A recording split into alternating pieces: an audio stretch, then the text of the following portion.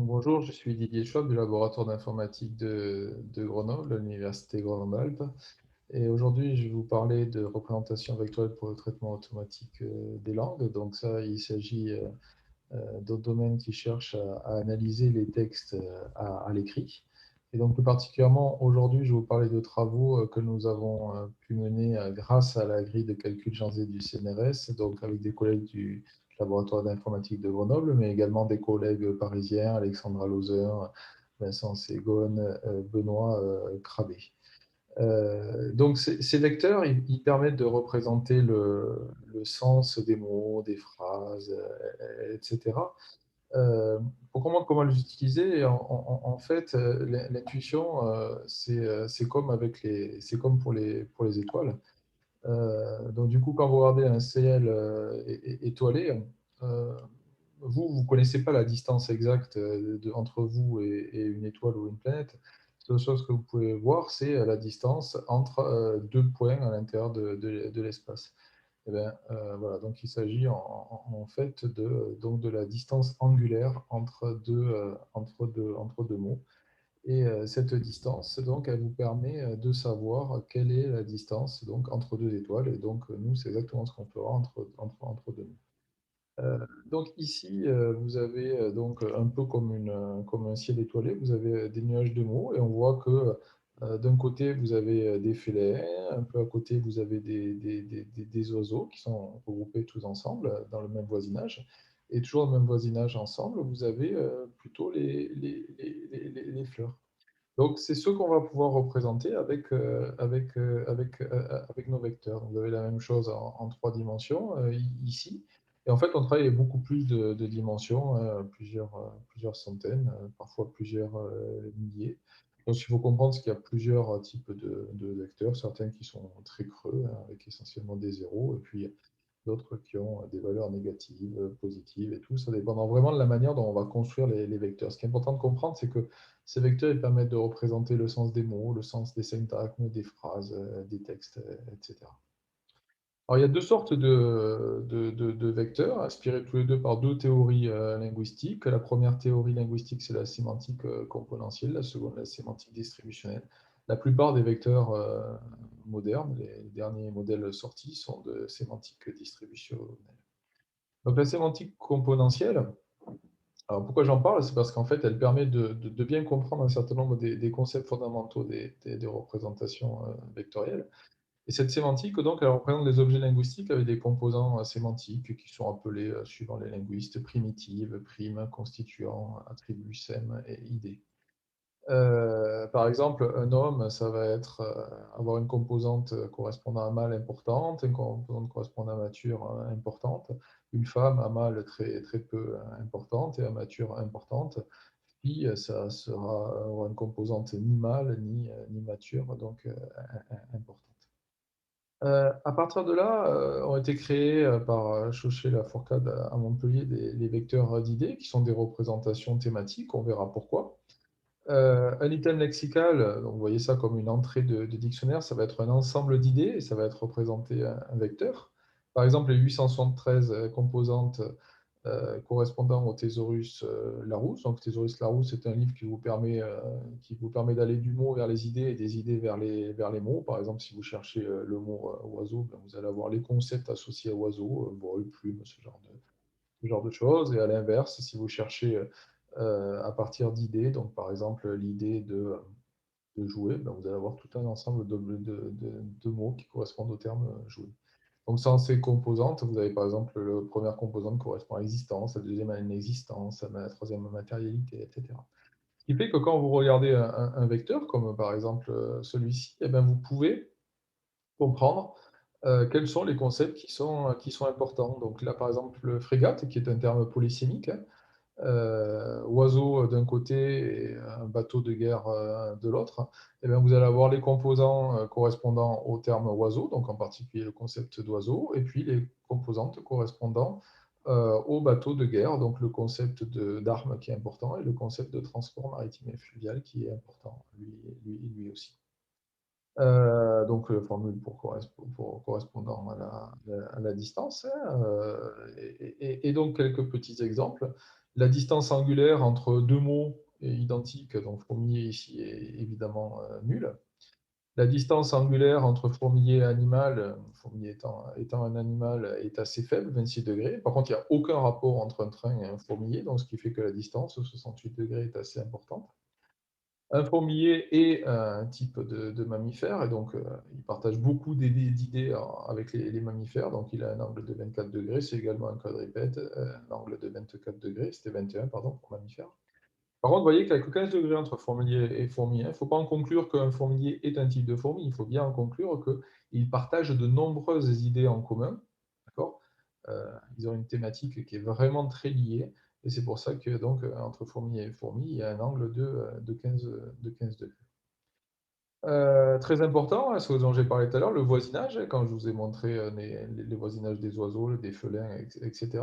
Le voisinage, c'est donc une méthode importante des vecteurs. Donc, ça donne le vecteur les plus proches d'un item lexical, donc d'un terme. Ça pourrait être également des textes et des phrases, encore une fois. Le vecteur de vie, c'est égal donc à vie. Le vecteur de vie le plus proche, c'est évidemment lui-même, mais c'est également proche de vivant, de naissance. Le vecteur vous avez également le vecteur de rangée qui va être proche de trier, de cataloguer, de sélectionner, de classer. Le vecteur de la mort, donc évidemment, c'est la mort, ce sera lui-même le plus proche. Vous avez assassiné, tueur, âge de la vie, tyrannicide, tuer, un mort qui est un peu plus loin, mais qui est encore très, très, très proche, qui est dans le voisinage. Alors, nous, quand on travaille sur ces vecteurs, on essaye de fabriquer des opérations donc, pour lesquelles on va donner des interprétations linguistiques qui sont raisonnables, et puis après, on vérifiera ces interprétations linguistiques sur des jeux de tests. Par exemple, les sommes normalisées, qui est une union des idées, les produits terme à terme, l'intersection des idées, la contextualisation forte, qui contextualise un mot en fonction donc d'un certain contexte. Donc la somme, c'est une union des idées, c'est-à-dire que si vous avez le vecteur d'un animal plus le vecteur de vol, et bien vous allez obtenir par exemple un vecteur qui va être proche d'oiseau. L'intersection, donc le produit terme à terme, eh ben, ça va vous permettre de trouver les composantes qui sont importantes dans les deux mots. Donc, si par exemple vous faites frégate et mouette, eh bien, vous allez avoir les concepts de mer et les concepts d'oiseau, les concepts de vol qui vont être importants, c'est-à-dire ce qui est vraiment commun aux deux mots.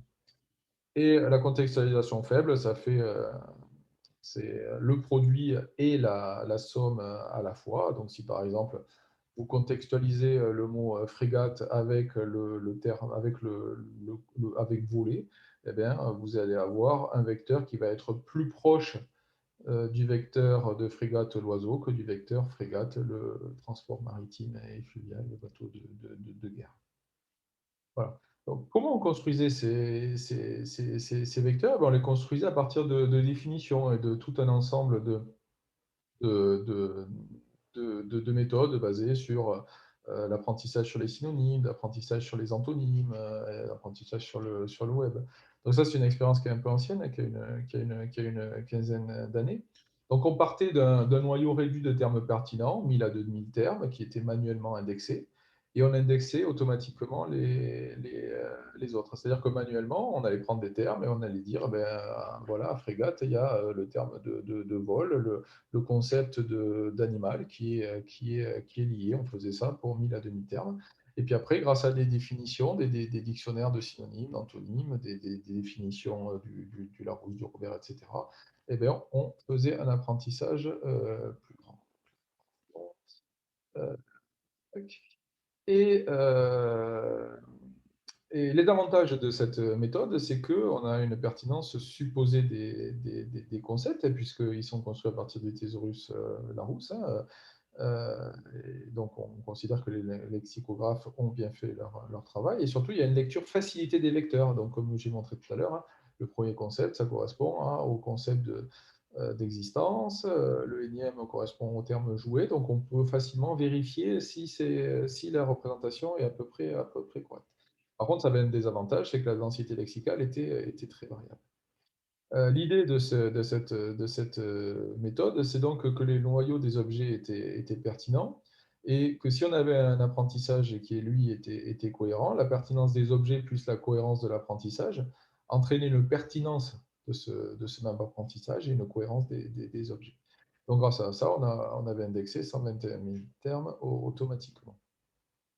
Mais comme il y avait, certains endroits de l'espace qui étaient, très denses, c'est-à-dire qu'il y avait beaucoup de termes et d'autres endroits de l'espace où il y avait très peu de termes, et ben, les distances angulaires n'étaient pas toujours aussi facilement interprétables que ce que j'ai montré, tout à l'heure. Et donc petit à petit, on est parti vers une construction par émergence, donc ça, c'est des travaux qu'on a fait, depuis, après 2007. Donc comment? Eh beh, donc l'idée, c'est de ne pas partir d'une hiérarchie a priori, donc pas du tout du thésaurus Larousse. L'idée, c'est de partir d'une taille de vecteur fixée a priori, donc on va dire par exemple 300, 400, 500, voilà. Donc cette taille, on va la choisir en fonction des ressources, machines en particulier, disponibles. L'initialisation se fait avec des vecteurs aléatoires. Donc, on met les vecteurs n'importe où dans l'espace. Et puis, c'est les définitions, hein, les dictionnaires de synonymes, etc., qui vont remettre dans l'espace les éléments en cohérence les uns par rapport aux autres. L'avantage que ça a, c'est qu'évidemment, il y a une densité qui est lexicale plus constante dans l'espace. Par contre, c'est plus difficile de lire un vecteur. Vous ne savez pas à quoi correspond telle ou telle composante. Et donc, il faut faire une analyse contrastive, c'est-à-dire comparer les vecteurs uniquement les uns par rapport aux autres. L'idée de la construction par émergence, c'est que l'apprentissage doit être cohérent. La cohérence de l'apprentissage va faire la pertinence des objets. Et ça, donc, ça, la construction par émergence, hein, c'est exactement les mêmes idées, les mêmes concepts qui sont toujours en vigueur aujourd'hui avec les nouveaux types de vecteurs qui sont, eux, plutôt basés sur la linguistique distributionnelle. Donc, la linguistique distributionnelle représente les objets linguistiques en fonction des possibilités d'associabilité qu'ils partagent ou pas. Euh, L'idée, c'est que les objets linguistiques avec des distributions similaires ont des sens similaires. Donc, un sens d'un mot est représenté par l'ensemble des contextes dans lesquels on peut le trouver, c'est-à-dire qu'il va être représenté par l'ensemble des autres mots qui sont dans son voisinage à l'intérieur des textes. Donc, par exemple, les, ça va être représenté par euh, les mots vaches, les mots blancs, fromage, mammifère, etc. Ordinateur, par école, par électronique, par machine, par programmable. Tous les mots qu'on va retrouver voisins à l'intérieur des textes. Donc, on construit des vecteurs distributionnels pour cela. Alors, je vais faire un petit incursion en apprentissage machine pour rappeler quelques termes, hein, si jamais vous ne les connaissez pas. L'apprentissage supervisé, donc, c'est l'utilisation de données d'entraînement qui sont annotées. Donc, par exemple, ça, c'est des détecteurs de spam qui sont construits à partir de courriels déjà annotés, donc en spam, pas spam. L'apprentissage non supervisé, c'est la découverte de motifs dans des données non annotées. Donc, par exemple, là, ça sera regrouper des documents similaires basés sur leur contenu, donc textuel, pour ceux qui nous intéressent, nous. D'accord? Donc, on n'a pas d'exemple, hein, mais à partir d'ensemble de données, on va faire des clusters, on va regrouper des mots, des termes automatiquement, donc des documents qui paraissent avoir la même thématique. L'apprentissage par renforcement, l'apprentissage là est basé sur une récompense, un retour sur les sorties. La machine, elle apprend à jouer à un jeu en gagnant ou en perdant. Donc, l'exemple célèbre, c'est AlphaGo 0 hein, sur le jeu de Go, qui a fini par battre les grands maîtres du Go, juste en jouant contre lui-même, juste en regardant s'il arrive à gagner, hein. Donc, il a fait des millions de parties et il est devenu très très fort, bien meilleur que les humains. Et ce qu'on va beaucoup utiliser, nous, dans la suite, c'est l'apprentissage auto-supervisé. C'est l'apprentissage non supervisé qui modifie les données en entrée pour essayer de trouver les données initiales en sortie. Donc ça se faisait beaucoup en audio ou en photo, hein, donc où on masque en imagerie, où on masque par exemple des pixels. Et l'idée du système d'apprentissage automatique, c'est qu'il va retrouver quels sont les pixels qui manquent. Pareil en audio, en accès par exemple en reconnaissance vocale, et ben vous avez un- un- une parole enregistrée et puis vous avez le texte correspondant. Et ben cette parole, vous allez l'accélérer, la ralentir, etc. Et ça va vous permettre d'avoir des données bien plus importantes. Ou alors, tout simplement, donc avec le texte, eh ben, ça va être de masquer certains mots, prédire également la phrase suivante, supprimer des espaces, modifier aléatoirement des mots. voyez, donc c'est extrêmement simple. Il vous suffit d'avoir des grandes données, enfin des jeux de données, des jeux textuels, importants et une fois que vous avez ça, et ben, vous allez, masquer certains mots. Chat boit du lait. Vous avez cette phrase, vous allez faire: «Le X boit du lait» et le but de votre apprentissage automatique, c'est de trouver le chat, boit du lait. Et grâce à ça, grâce à la théorie de la linguistique distributionnelle, et ben, on va voir qu'on peut représenter certains aspects du sens des mots et c'est ce qu'on a fait avec donc la grille de calcul, Jean Zé. Donc on a fabriqué des modèles préentraînés, donc les modèles, Flaubert. Donc, ça fait quelques années donc, que ça existe, ce genre ce genre de modèle. L'idée, c'est de préentraîner, d'avoir un préentraînement générique appris sur une grande quantité de textes hétérogènes. Donc l'apprentissage est donc non supervisé. Ça nécessite beaucoup de données langagières et de ressources computationnelles, donc c'est pour ça qu'on a utilisé les grilles de calcul. Et l'idée, c'est qu'une fois qu'on a fabriqué ça, généralement, on la met à la disposition de la communauté. Donc ça, c'est, dans le cas, comme celui qui nous intéresse, hein, mais, pour des domaines plus particuliers, évidemment, personne n'est obligé de partager, et de mettre à disposition de la communauté. Donc ce sont des modèles, génériques, ceux qu'on a fabriqués. Ils sont appris sur des textes vraiment variés, hein, du web, du tout venant, des romans, etc. Et à partir de là, donc vous avez des vecteurs qui sont génériques. Vous pouvez faire un apprentissage supplémentaire sur des documents du domaine, du genre. Donc là, c'est un apprentissage, non supervisé. Donc là, par exemple, ça sera du biomédical, du théâtre, des comptes rendus de visites médicales. Donc, l'idée, c'est, d'apporter, un apprentissage supplémentaire. Cet apprentissage supplémentaire, il est également assez simple, hein, il suffit d'avoir des documents du domaine, hein, donc par exemple, si vous êtes une entreprise spécialisée, dans le domaine, médical, eh beh, il vous suffit d'avoir des textes du domaine biomédical et vous pouvez, heu, affiner, les vecteurs que l'on vous a fournis. Et puis derrière, vous pouvez appliquer ça à des tâches, donc qui pourraient être tout à fait, non supervisées, par exemple de la catégorisation de texte. Mais ce qui marche évidemment le mieux, c'est l'affinage pour des tâches, supervisées, donc en particulier du fine tuning. Donc, vous allez ajouter des couches, supérieures dans un réseau de neurones profond qui va vous permettre de résoudre la tâche, donc ce sont les couches du modèle préentraîné qui sont gelées ou non suivant les ressources qui sont disponibles. D'accord? Donc on vous fournit le modèle, préentraîné, vous rajoutez les couches, supplémentaires, par exemple pour dire spam, pas spam, hein, ou ce genre de choses. Et puis vous faites un apprentissage, supplémentaire qui va réentraîner, soit l'ensemble du modèle, depuis 0 si vous avez beaucoup de ressources et si vous avez moins de ressources, uniquement les couches les couches supérieures. Donc ça, c'est le cas du fine tuning. Vous avez aussi le cas des adapteurs, qui existent depuis quelques temps. Et là, c'est l'ajout de couches supplémentaires, et le gel des couches, précédentes. Donc c'est des couches qui vont, s'intercaler entre les couches, initiales. L'avantage que ça a, c'est qu'il y a bien moins de paramètres, donc c'est plus efficace au point de vue des calculs, mais généralement, les résultats sont en léger retrait. Donc les modèles préentraînés, parmi les plus connus, donc il y a eu d'abord, il y a eu dans les derniers, hein, il y a eu Elmo, qui sont des LSTM, je passe assez rapidement. Mais c'est surtout les modèles, basés sur Transformer qui ont beaucoup marché. Donc les modèles BERT, hein, donc qui font comme on a dit tout à l'heure, ils prédisent les mots masqués dans les phrases et ils prédisent les phrases suivantes. Ou les modèles donc, comme les GPT, dont on entend pas mal parler, qui eux servent à générer plutôt du texte de manière automatisée. Donc les modèles transformers sont des modèles qui sont assez lourds. Ils ont beaucoup de paramètres, on n'y reviendra pas. Mais voici les architectures. Donc là, une architecture, donc avec, des têtes, des têtes d'attention.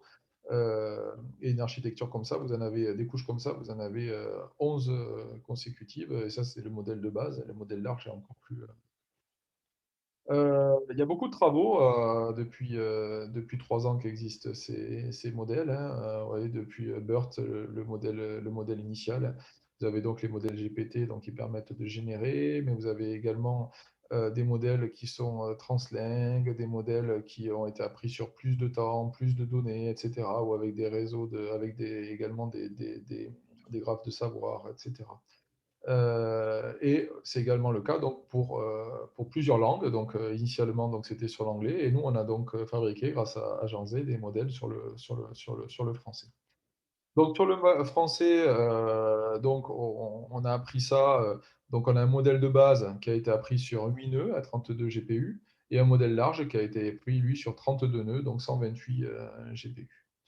On a appris ça sur des grandes quantités de données. Donc ces données sont disponibles si vous avez d'autres modèles à apprendre, hein. Donc on les a pré-traités. Donc nous, on fournit les données qui sont soit pré-traitées, voilà, soit le code soit le code pour les pré-traiter. Donc il y a du command crawl, donc du web, du news-crawl, donc des nouvelles crawlées également, Wikipédia, Wikisource, des livres, y compris du projet Gutenberg, y compris bien sûr les écrits de Flaubert, hein. C'est pour ça qu'on l'a appris, on l'appelait Flaubert, hein, évidemment, parce qu'il y avait aussi le mot Bird à l'intérieur de Flaubert. Donc, 71 gigas de texte une fois que les textes sont formatés. Et avec ça, on fournit également le benchmark flux, donc, qui est un benchmark qui est fait pour évaluer la, la compréhension de ces modèles, enfin la compréhension, en tout cas, voir à quel point ces modèles sont capables de résoudre un certain nombre de tâches du traitement automatique des langues naturelles. Donc ça va vous permettre de voir tout un panel de tâches sur lesquelles vous pouvez utiliser nos vecteurs. Donc, encore une fois, ce sont des vecteurs génériques, hein, il faut les adapter à votre domaine particulier, mais euh, on peut faire de la classification, on peut estimer le paraphrasage, à quel point une phrase est paraphrase d'une autre. Et on avait utilisé il y a quelques années des techniques similaires lorsqu'on travaillait avec une société qui détectait le plagiat. L'inférence, donc ça, c'est estimer si une phrase précède une autre dans un texte. Les part of speech tagging, donc les parties du discours, donc essayer de trouver si tel mot dans un texte, c'est un sujet, un verbe, un adverbe, etc.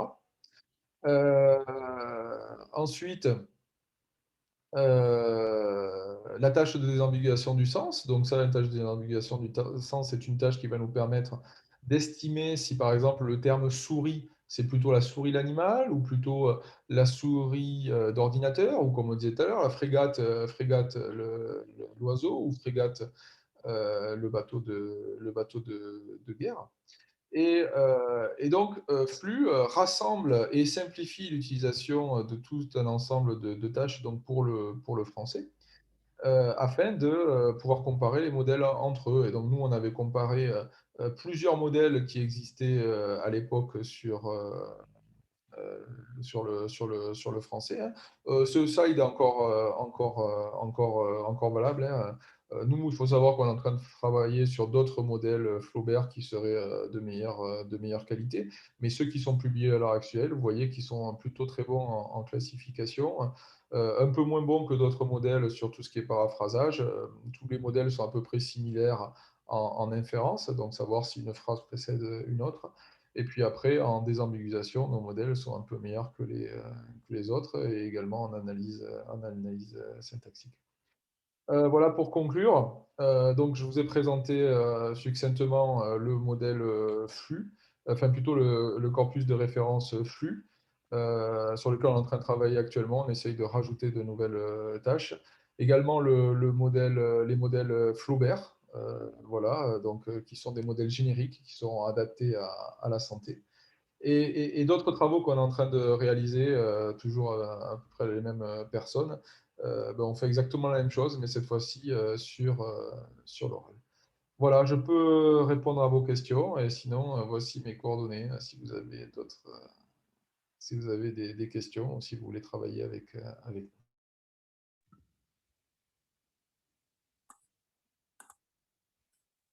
Merci beaucoup, Didier. Donc moi, j'ai deux questions qui sont peut-être corrélées, enfin qui paraissent corrélées.